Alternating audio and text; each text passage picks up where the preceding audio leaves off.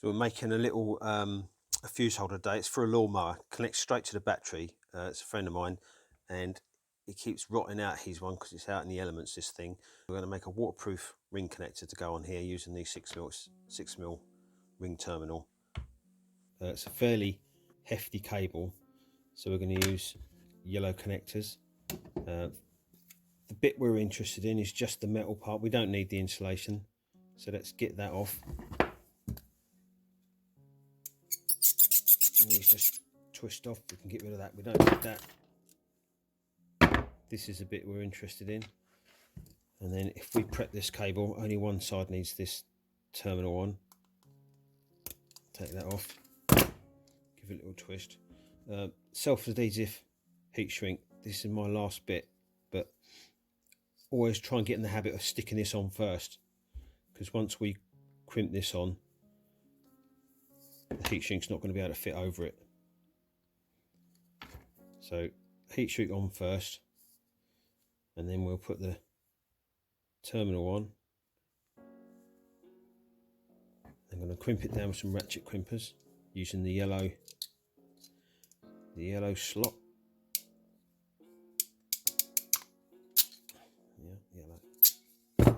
Right, now that's okay, but we're going to improve on that a little bit. Right, now I've had the soldering iron heating up. We want it plenty hot, and then we're going to clean it, make sure there's no dirt on there or old solder. Give it a nice tin, because that'll conduct the heat better for us. And then what I'm going to do, I'm just going to melt some solder. Once we get this hot, you see it starts flowing in. And what this is going to do, it's going to protect this copper. Because the problem he's having is it corrodes, and then the terminal breaks, and then he's into all sorts of, a bit more length on that. Yeah, there's all sorts of problems with it not starting, because it's basically creating high resistance. So let's get some solder in there. There we go. Let that cool down, and I'll get the heat gun. This is why we put the heat shrink on first. Obviously it won't go past the loop. So what we're going to do is we're going to just bring this up, just level with the solder. We don't want to come too far, because obviously there's a nut going to sit on there, and if he's got a washer on it, which I think he has, we don't want the washer sitting down on this and it insulating. So we'll come just level with the solder. And again, if this is a smaller ring terminal, you don't want this heat shrink being level with the ends, because as it shrinks, this will cut in and can split it, and then you kind of defeated the object of the exercise. But let's get the heat gun on this now. This will get noisy.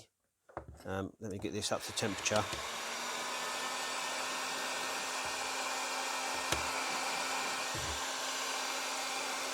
And we'll start at the terminal end and just twist it. You don't want to go down one side more than the other, just do it nice and even. And then once it goes, you can start slowing down the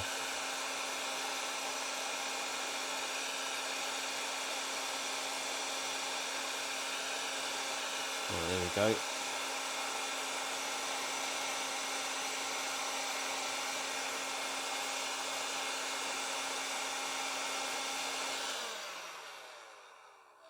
You'll just see the glue start to melt. I don't know if you can see that, it's just starting to squirt out. But the beauty of self-adhesive or adhesive lined heat shrink is it's another water barrier, stops any moisture getting in, so that the copper, there's no bare copper now, so it's not going to get any moisture in it and corrode, so this should last a lot longer.